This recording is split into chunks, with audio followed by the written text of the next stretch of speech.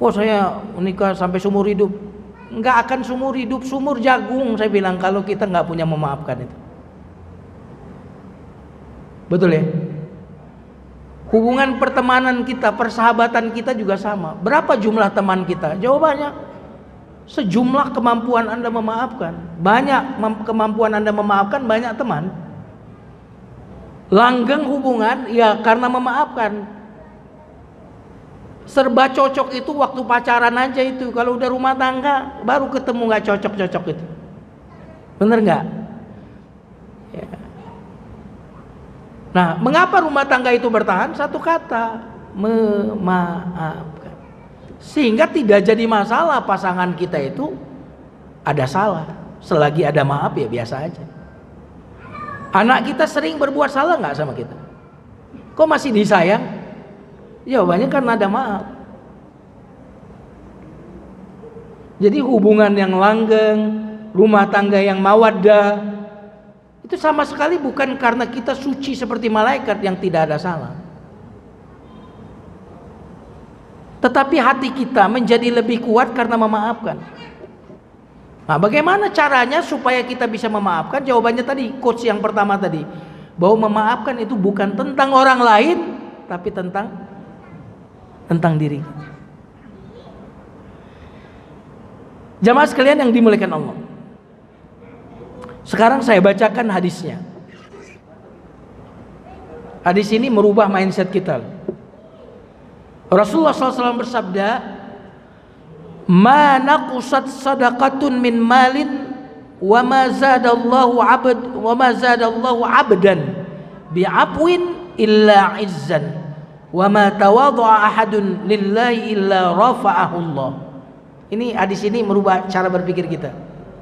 Kata Nabi Sallallahu Alaihi Wasallam dalam hadis riwayat Imam Muslim, tidak akan berkurang harta karena sedekah.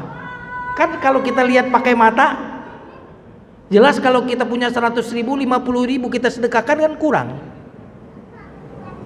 Nah, bagaimana caranya agar kita rajin sedekah? Rubah mindsetnya. Yang saya sedekahkan itulah harta saya yang sesungguhnya, yang kekal, yang abadi. Nah, kemudian Nabi melanjutkan, tidak bertambah orang yang memaafkan itu kecuali menambah kemuliaan. Nah, ini berbeda dengan cara berpikir kita yang selama ini membuat kita sulit memaafkan. Karena bagi kita memaafkan itu untuk kepentingan orang. Tapi Nabi mengatakan, tidaklah orang memaafkan kecuali orang itu bertambah izzah. Apa itu izzah? Bertambah mulia. Apa itu izzah? Bertambah kuat, bertambah wibawa, izzah. Mari kita perhatikan beberapa mindset selama ini yang keliru.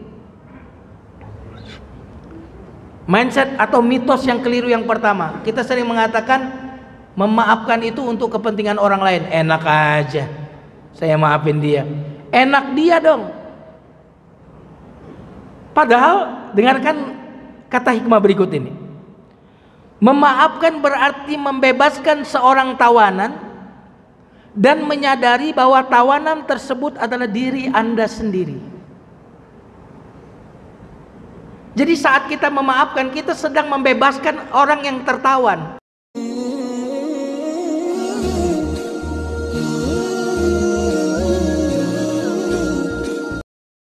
Assalamualaikum warahmatullahi wabarakatuh.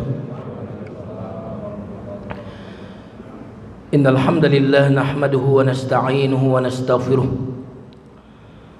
wa na'udzu billahi min shururi anfusina wa min sayyiati a'malina may yahdihillahu fala mudilla lahu wa may yudlilhu fala hadiya lahu.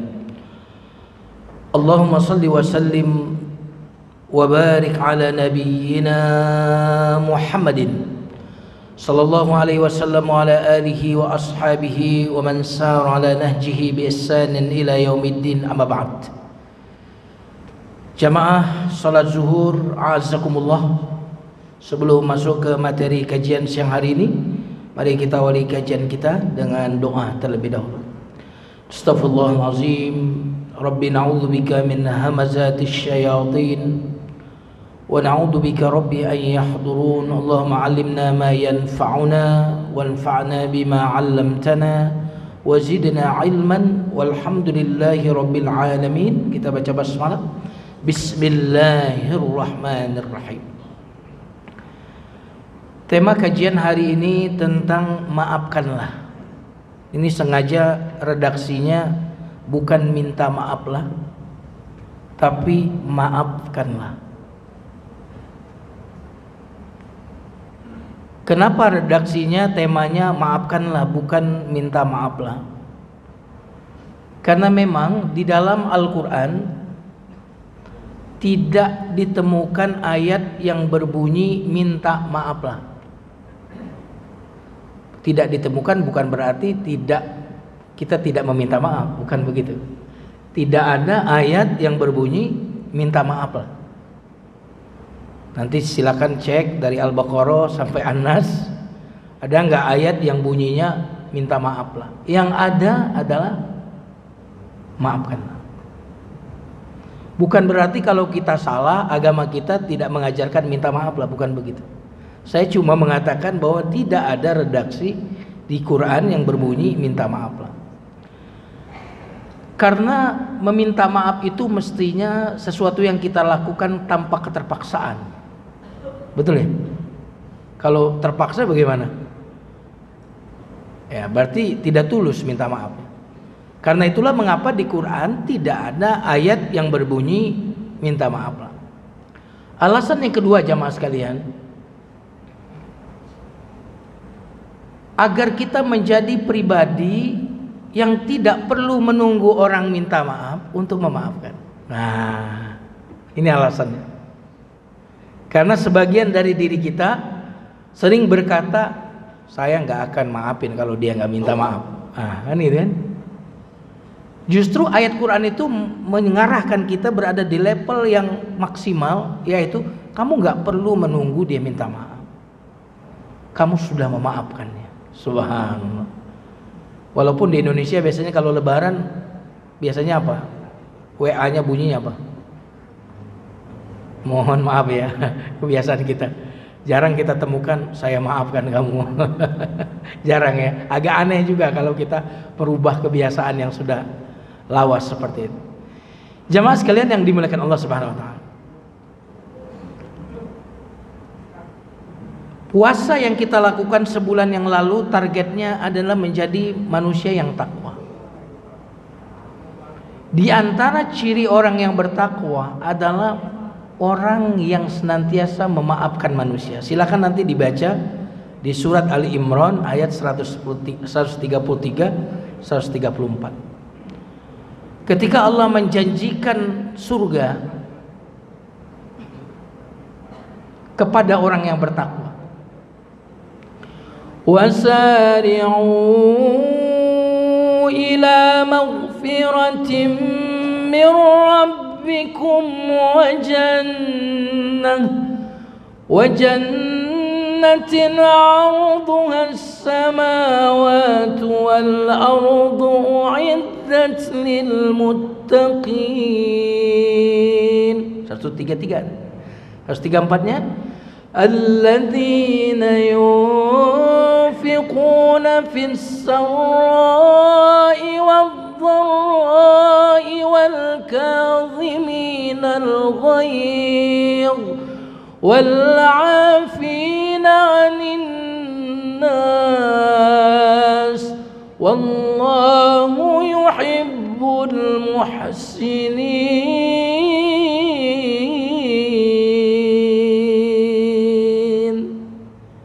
Segeralah meraih ampunan dan surga yang dijanjikan, yang luasnya lebih luas dari langit dan bumi, yang dijanjikan untuk orang bertakwa. Puasa targetnya takwa. Siapa orang yang bertakwa?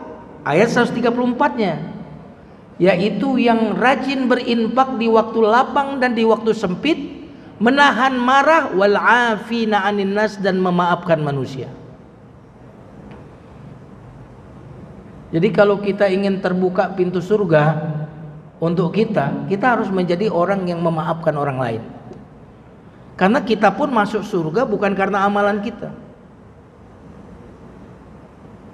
Tapi kita ini masuk surga karena maafnya Allah. Makanya maghfirah wa jannah, segeralah meraih ampunan dan surga.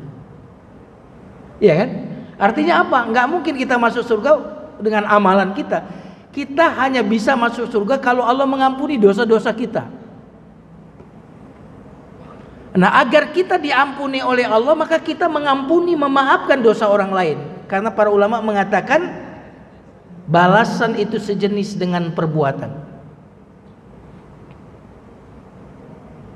Jadi kalau kita biasa memaafkan orang lain, maka Allah memaafkan kesalahan kita. Kalau kita biasa memaafkan orang lain, suatu saat kita salah sama orang lain mudah memaafkan. Saya pernah dapat kisah, Pak.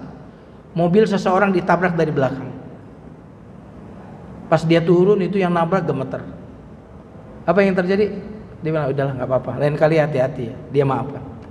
Suatu hari orang yang ditabrak ini menabrak mobil orang lain, Pak, lebih parah, nggak sengaja. Dia udah takut juga. Tiba-tiba yang di depan mengatakan, ya udah nggak apa-apa, lain kali hati-hati. Nangis dia. Kenapa dia menangis? Karena ingat kisah waktu mobil dia ditabrak. Mobil dia ditabrak dan dia saat itu bisa mengendalikan marahnya, dia maafkan orang lain. Dan ketika dia yang berbuat, ternyata orang lain pun mudah memaafkan. Karena sekali lagi para ulama memiliki kaidah balasan itu sejenis dengan perbuatan. Baik. Jadi dibahas hari ini karena ini ciri orang yang bertakwa. Ramadan berarti diterima atau tidak? Kita punya karakter memaafkan atau tidak?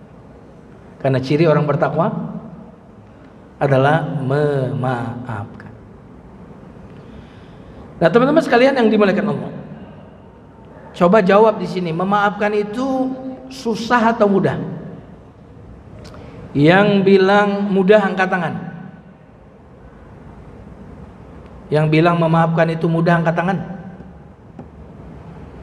Yang bilang memaafkan itu susah angkat tangan. Yang lain, yang tadi nggak angkat tangan, yang sekarang nggak angkat. Yang punya tangan angkat tangan. Ya. Memaafkan itu memang tidak mudah. Tetapi harga yang kita bayar karena kita tidak marah, tidak memaafkan, itu jauh lebih besar. Coba dengarkan ini ya. Memutuskan untuk tidak memaafkan berarti memutuskan untuk menderita. Setuju atau tidak? Halo? Memutuskan untuk tidak memaafkan berarti memutuskan untuk menderita.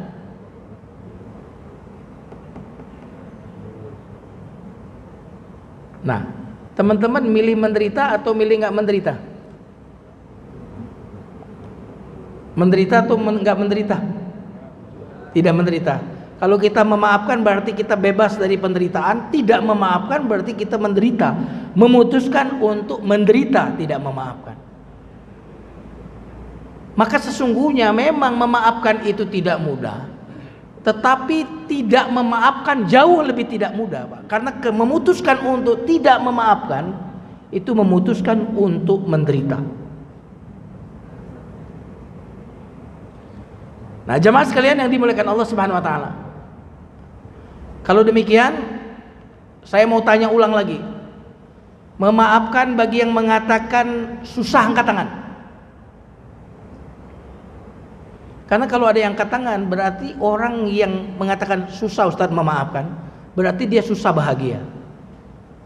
Karena orang yang tidak memaafkan pasti tidak bahagia, Pak. Pasti tidak bahagia. Betul atau tidak? Maka berarti memutuskan untuk tidak memaafkan, memutuskan untuk tidak bahagia. Nah, jemaah sekalian yang dimuliakan Allah Subhanahu wa taala. Coba jawab pertanyaan berikut ini. Siapa di sini yang pernah marah sama seseorang, angkat tangan? Kesinggung? Oh, semuanya pernah. Kesel sama istri, angkat tangan. Oh, semuanya pernah ya kesel sama istri ya. Kesel sama anak, Oh pernah. Kesel sama atasan ada nggak? Siapa yang pernah dikhianati di sini? Yang pernah dibohongi? Yang pernah dipinjam uang sampai sekarang nggak balik?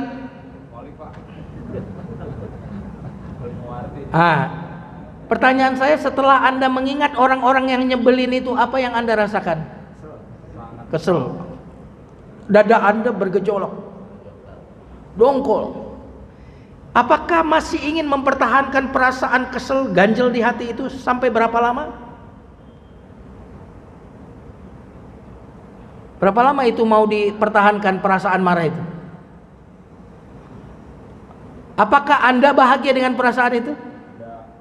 Mau dibebaskan? Maka satu kata, Pak, yang membuat kita bebas dari perasaan terhimpit itu, yaitu memaafkan. Nah, jamaah sekalian yang dimuliakan Allah,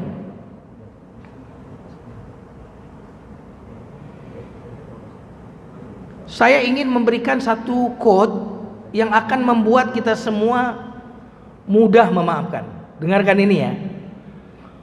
Memaafkan itu bukan tentang dia. Karena kita itu pelit kalau berbuat baik kepada orang lain. Enak aja dia, saya maafin. Nah, itu yang membuat sulit memaafkan. Nanti saya sampaikan hadis riwayat Imam Muslimnya. Ini sengaja hadisnya saya skip dulu, penjelasannya dulu saya sampaikan. Memaafkan itu bukan tentang dia, bukan tentang orang lain, tetapi memaafkan itu tentang kita, tentang saya. Saya dalam artian diri kita masing-masing. Jadi waktu kita memaafkan itu bukan tentang orang itu.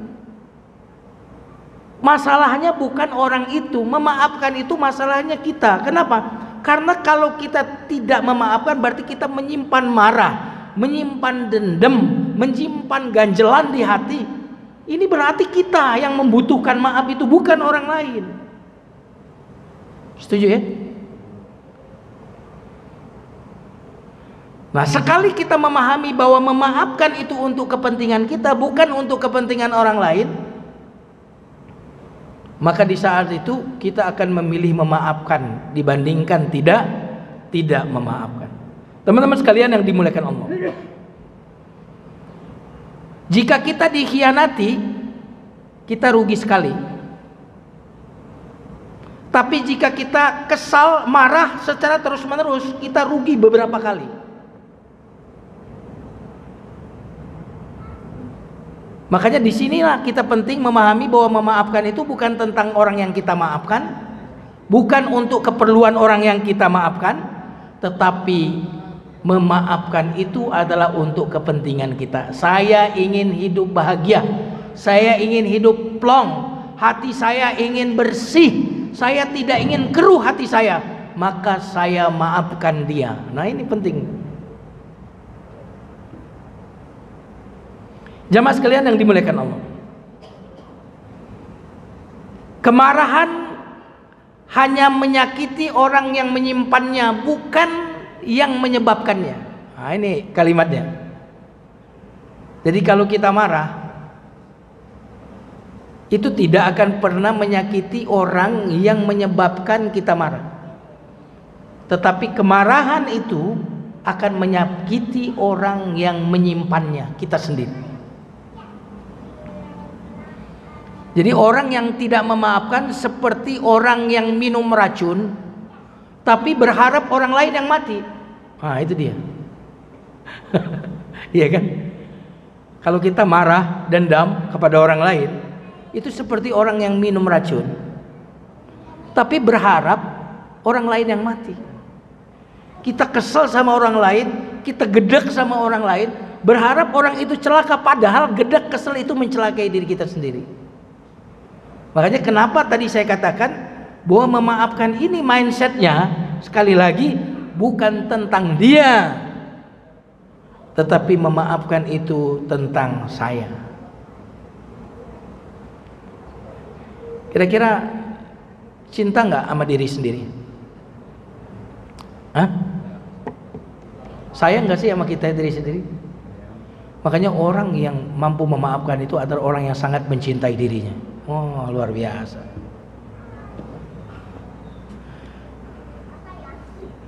Teman-teman sekalian yang dimuliakan Allah. Rencana antum mempertahankan rumah tangga berapa lama? Ya, berapa lama bertahannya? 50 tahun. Benar. Berapa lama Pak Haji mau dipertahankan rumah tangga? Sampai akhir hayat. Sebenarnya hubungan itu akan bertahan tergantung kemampuan kita dalam memaafkan. Itu jawabannya. Berapa usia pernikahan? Bukan usianya berupa jumlah tahun, bukan. Oh, saya menikah sampai seumur hidup. Nggak akan seumur hidup, sumur jagung saya bilang kalau kita nggak punya memaafkan itu. Betul ya? Hubungan pertemanan kita, persahabatan kita juga sama. Berapa jumlah teman kita? Jawabannya sejumlah kemampuan Anda memaafkan. Banyak kemampuan Anda memaafkan, banyak teman. Langgeng hubungan ya karena memaafkan. Serba cocok itu waktu pacaran aja itu. Kalau udah rumah tangga baru ketemu nggak cocok-cocok itu. Bener nggak? Ya. Nah, mengapa rumah tangga itu bertahan? Satu kata, memaafkan. Sehingga tidak jadi masalah pasangan kita itu ada salah. Selagi ada maaf ya biasa aja. Anak kita sering berbuat salah nggak sama kita? Kok masih disayang? Jawabannya karena ada maaf.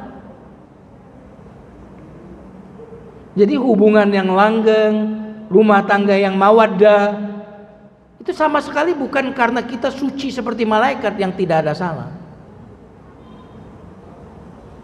Tetapi hati kita menjadi lebih kuat karena memaafkan. Nah, bagaimana caranya supaya kita bisa memaafkan? Jawabannya tadi, quotes yang pertama tadi, bahwa memaafkan itu bukan tentang orang lain, tapi tentang diri. Jamaah sekalian yang dimuliakan Allah. Sekarang saya bacakan hadisnya. Hadis ini merubah mindset kita.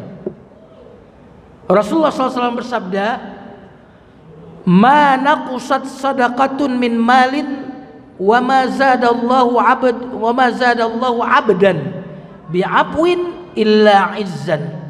Wa ma tawadha'a ahadun lillahi illa rafa'ahu Allah." Ini hadis ini merubah cara berpikir kita. Kata Nabi sallallahu alaihi wasallam dalam hadis riwayat Imam Muslim, tidak akan berkurang harta karena sedekah. Kan kalau kita lihat pakai mata, jelas kalau kita punya 100.000, 50.000 kita sedekahkan kan kurang. Nah, bagaimana caranya agar kita rajin sedekah? Rubah mindsetnya. Yang saya sedekahkan itulah harta saya yang sesungguhnya, yang kekal, yang abadi. Nah, kemudian Nabi melanjutkan, tidak bertambah orang yang memaafkan itu kecuali menambah kemuliaan. Nah, ini berbeda dengan cara berpikir kita yang selama ini membuat kita sulit memaafkan. Karena bagi kita memaafkan itu untuk kepentingan orang. Tapi Nabi mengatakan, tidaklah orang memaafkan kecuali orang itu bertambah izzah. Apa itu izzah? Bertambah mulia. Apa itu izzah? Bertambah kuat, bertambah wibawa, izzah. Mari kita perhatikan beberapa mindset selama ini yang keliru. Mindset atau mitos yang keliru yang pertama, kita sering mengatakan memaafkan itu untuk kepentingan orang lain. Enak aja saya maafin dia, enak dia dong. Padahal dengarkan kata hikmah berikut ini. Memaafkan berarti membebaskan seorang tawanan dan menyadari bahwa tawanan tersebut adalah diri Anda sendiri. Jadi saat kita memaafkan, kita sedang membebaskan orang yang tertawan. Dan yang tertawan itu bukan orang lain. Siapa? Angel. Coba antum waktu mau ke masjid misalkan, lihat dulu ada si Fulan nggak, terpenjara antum. DRT ada mau halal bihalal, si Anu datang nggak? Mau kumpul keluarga kemarin pulang kampung, itu pulang kampung juga nggak? Kita terpenjara. Maka sebenarnya waktu kita memaafkan, kita sedang menghadiahi diri kita. Apa yang kita hadiahkan kepada diri kita? Kebebasan. Kebebasan dari apa? Kebebasan dari perasaan terhimpit. Kebebasan dari perasaan ganjel, dongkol. Maka ketika kita memaafkan, kita sedang memerdekakan diri kita sendiri. Makanya di barat itu memaafkan ini sudah menjadi cara untuk mengobati banyak penyakit. Seorang dokter yang bernama Gerald Jampolsky itu di California itu mendirikan beberapa rumah sakit dengan metode tunggal yang diajarkan kepada pasiennya, apapun penyakitnya obatnya satu, maafkanlah. Jangan-jangan ada penyakit-penyakit kita yang selama ini kok nggak sembuh-sembuh gara-gara ada yang ganjel itu. Saya nggak tahu ini kebiasaan atau tidak. Orang ada yang susah mati kan, terus biasanya keluarganya bisikin, dah ikhlasin, maafin, gitu kan sering kan ya? Ya kan, sering kita dengar begitu.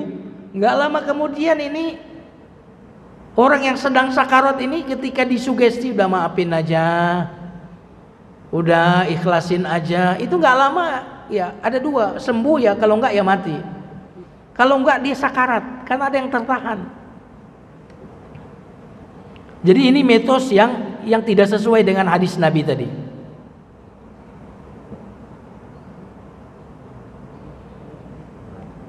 Jadi memaafkan, sekali lagi, kita bukan sedang melakukan sesuatu untuk kepentingan orang lain, tapi untuk kepentingan kita, sebagaimana hadis Muslim tadi. Mitos yang kedua, teman-teman sekalian yang dimuliakan Allah, yang tidak sesuai dengan hadis Nabi tadi, memaafkan itu melupakan. Ini salah, totally wrong. Memaafkan itu bukan melupakan, karena kita nggak bisa melupakan. Kita bisa lupa, tapi melupakan nggak bisa. Lupakanlah sang mantan, wah makin dilupakan makin ingat.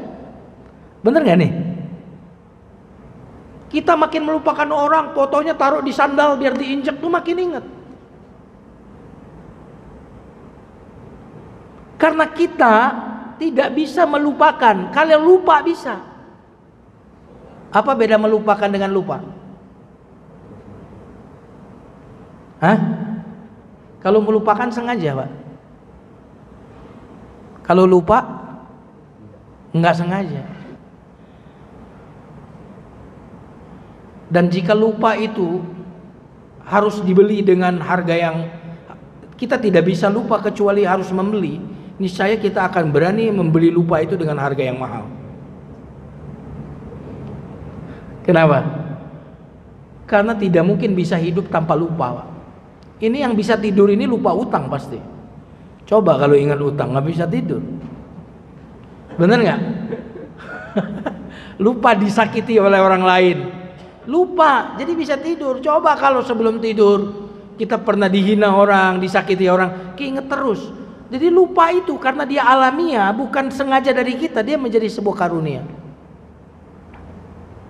Saya pernah melihat beberapa orang yang dulunya sebelum pikun sakit-sakitan.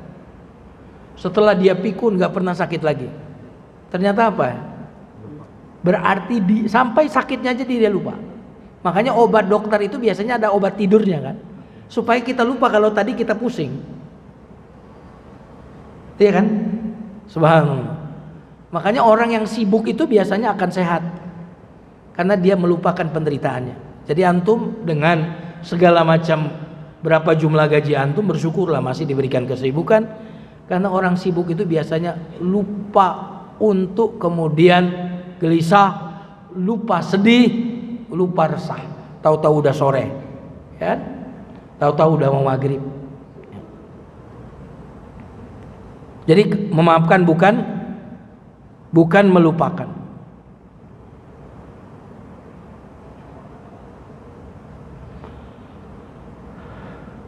Nah, bagaimana caranya biar bisa melupakan? Ganti. Bagaimana caranya bisa memaafkan? Ganti mindset. Memaafkan itu bukan untuk kepentingan orang itu, tapi untuk kepentingan saya. Saya butuh sehat, saya butuh happy, saya butuh bahagia. Saya tidak ingin terbelenggu sama orang itu, maka saya maafkan dia. Ini yang pertama. Yang kedua, ingat, kita ingin dimaafkan oleh Allah. Makanya dalam surat 24 ayat 22, ketika Allah memerintahkan Abu Bakar untuk memaafkan saudaranya Mistah. Mistah itu keponakannya Abu Bakar yang ikut menyebarkan fitnah perselingkuhan Aisyah radhiyallahu anha. Jadi Mistah ini orang yang dibantu sembakaunya oleh Abu Bakar, tapi ikut menyebarkan fitnah kepada anaknya, putrinya Abu Bakar, Ummul Mukminin Aisyah radhiyallahu anha. Apa kata Abu Bakar? Saya nggak akan bantu lagi Mistah ini. Maka turunlah perintah Allah, surat 24 ayat 22, wal ya'fu wal yasfahu. Maafkanlah, buka lembaran baru. Ala tuhibbuna ay yaghfirallahu lakum. Apa kamu nggak ingin diampuni oleh Allah? Ini yang membuat kita memaafkan itu, bukan ngelihat orangnya. Kita ini kalau ngelihat orang yang zalimi kita susah maafin, tapi lihatlah Allah yang memaafkan kita. Kenapa iblis tidak mau sujud kepada Adam? Karena dia lihat Adam, bukan lihat Allah yang memerintahkan sujud. Ya Adam, anak baru kemarin gua suruh sujud sama dia, sorry aja. Ya kan, ngelihat Adam. Coba dia ngelihat Allah yang memerintahkan. Tapi lihat malaikat tidak melihat Adamnya, tapi melihat siapa yang memerintahkannya. Jadi kalau kita ingin mengamalkan ajaran agama ini mudah. Jangan lihat perintahnya, tapi lihat yang memerintahnya.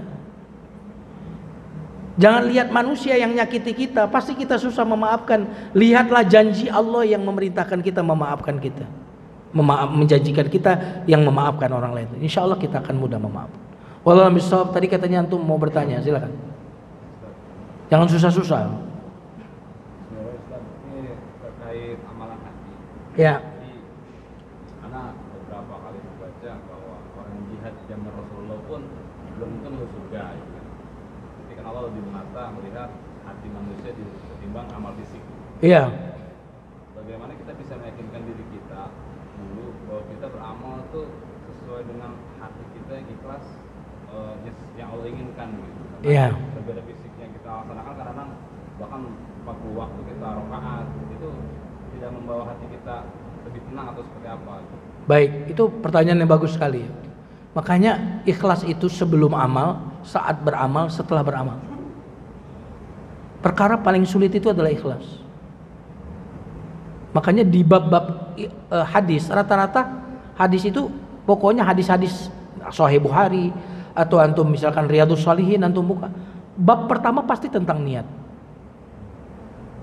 Karena itu adalah titik tolak, titik kita bertolak. Itu adalah kompasnya istilahnya.